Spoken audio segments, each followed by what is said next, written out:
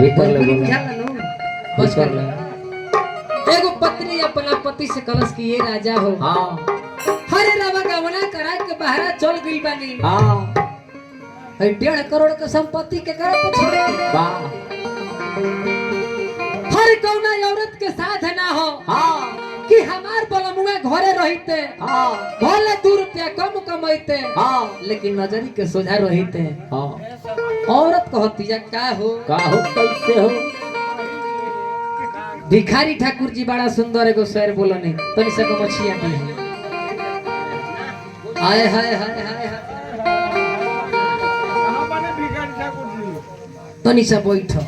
वाह बीरह के भाव रही भैया।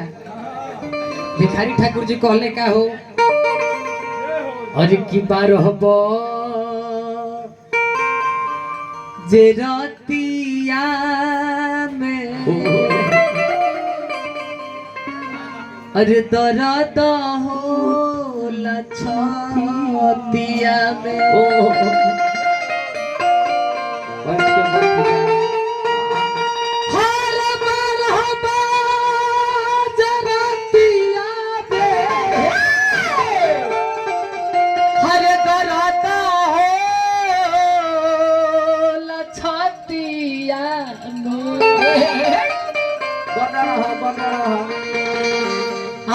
गिरिजा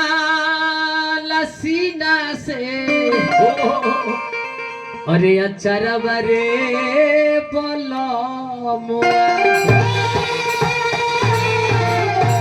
ओतने ना ये सरकार औरत कहती है का हो। हां अरे की हवा बोहे सोना सोना हर लहरेला बिरह से तना ऐसे का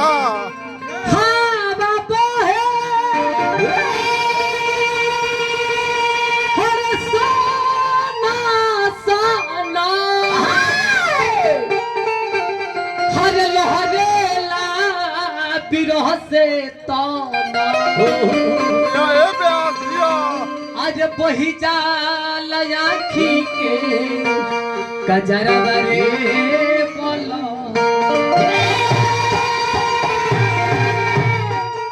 डफरा के भाव रहे उठा लो वही पूर्वी से जाई हल्का सा निर्गुण में कर बाद डफरा के भाव लगे भैया। सुरेश तिवारी जी को बोले अब तनी बहरसी है बहरसी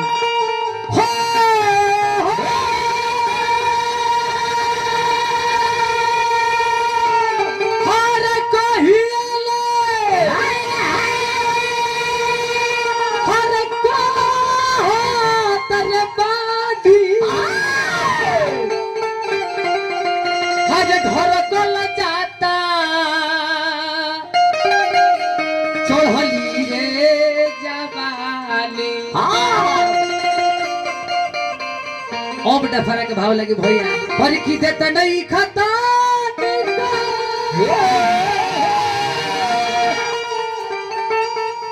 अरे ध्यान ये राजा जी अरे या बना तो हो जाई ध्यान करी से मुट्ठी में धोली भैया अरे कि या बना तो हो जाई अरे या बना तो हो जाई अरे या बना तो हो जाई जी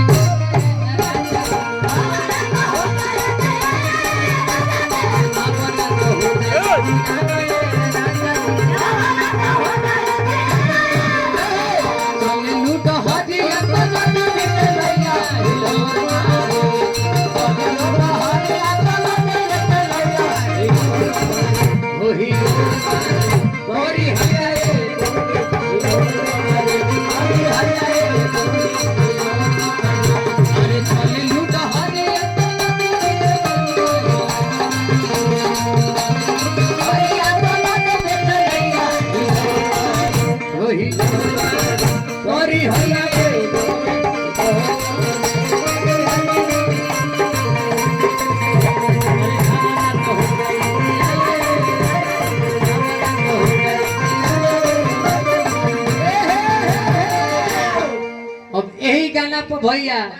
लंगड़ व्यास अभियंता जी नची है। चलिए फिर से पुनः टीआरबी यूट्यूब चैनल के मालिक ट्रेंडिंग रॉयल भोजपुरी हमारे रोहित राय जी की तरफ से बहुत बहुत पुरस्कार। ए सरकार हाँ। लंगड़ देश अभियंता जी नची है जब उनका नाचे के मन करी अब तनी से आवल लोग लास्टे गाना हो आ चाहत के तनी से यही पर माहौल बना देवे के बा लाइन से एकदम खड़ा होकर लोग लाइन से एकदम लाइन से हाँ आ हल्का सा निहुर जाए हल्का सा अभियंता जी नची है हाँ उनकर खाली बैसाखी ही ना। अच्छा आवत तनी भैया उनकर खाली गुबराई छोटी लेला हाँ। शरीर ना हाँ अभियंता जी नची है कैसे हारमोनियम के सहारा धर के हर की काटले खा गोड़ता वे हमरो से जरिया हर उठला दुख हुख लगते भीतर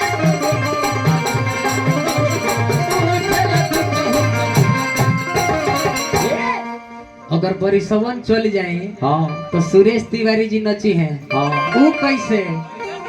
आ जैसे जैसे खाली है ना वो है ना से अब तू है ना से अब तू है ना से आ जैसे जैसे हम चलब न एकदम ओसाई ओसाई करे के बा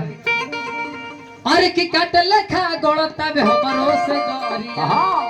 अरे उठला दुख हुख लगते भीतर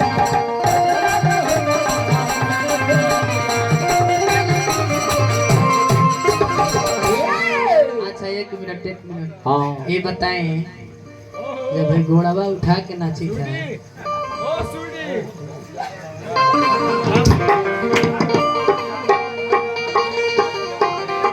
ये महाराज जाए थी हालांकि देखे के चाहिए यही गाना पे भैया हाँ कमलबास कुंवर जी नची है उम्र हो गई 80 साल के हाँ जन्नी आ उहे के जब खाली धोती हिलेला धोती हिली तो लागी कि पूरा समियाना हिलता हाँ सूरज तिवारी कहले यानी अच्छा फिर दोबारा वाला में हो जाए हालांकि समय देखे के बाद कमलबास कुमार जी नची है नाती विधा के भीष्म पितामह कहा गइले हैं वो कैसे नची है भैया कैसे हरे की काट लेखा गड़ता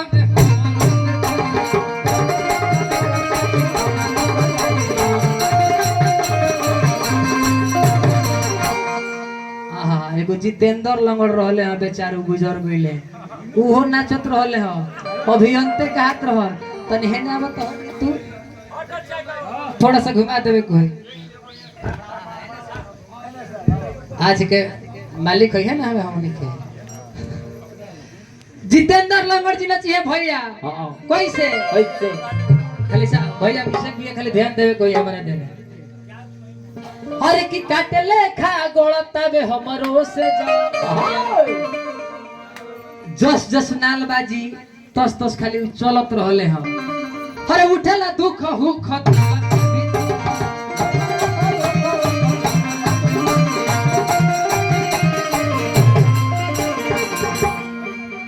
हे दादा झारखंड में चले जाएंगे तो हमारे का तो 4-5 फुट के बानी जान तो नचत नहीं जाए हाँ ये सरकार ओने तो 1.5 फुट के होइबे करेले सो हाँ।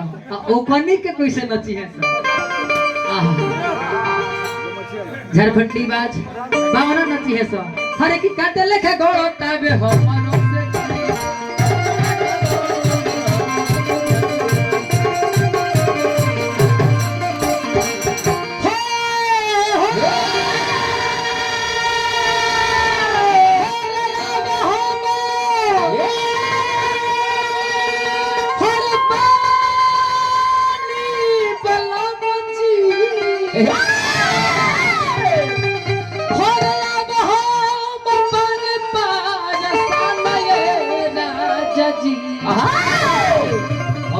सुन दे के बाद अरे क्या बना तो हो जाए अरे या बना तो हो जाए